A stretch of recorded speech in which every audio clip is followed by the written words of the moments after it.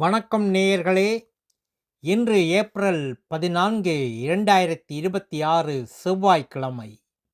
Norway Tamil முற்றச் செய்திகளுடன் கதிர். முதலில் தலைப்புச் செய்திகள். பேருந்து திருடிய சிறுவன், நோர்வேயில் உக்ரைன் அதிபர், வருமானம் ஈட்டும் நோர்வே. இனி விரிவான செய்திகள். பேருந்து திருடிய சிறுவன்.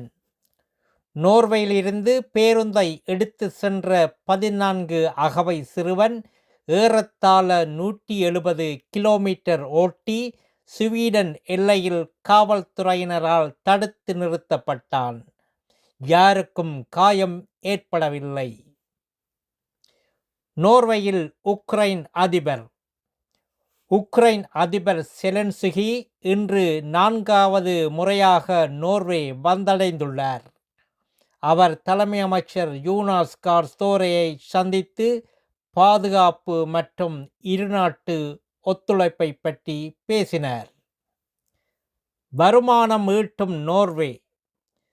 பிரித்தானியா வடகடலில் எண்ணெய் எடுக்காததால் நோர்வேயிடம் அதிக விலைக்கு வாங்குகிறது. இதனால் நோர்வே பெரும் வருமானம் ஈட்டுகிறது என அதிபர் ட்ரம்ப் தெரிவித்துள்ளார். இது மடமைத்தனம் என்றும் அவர் சாடுகிறார்.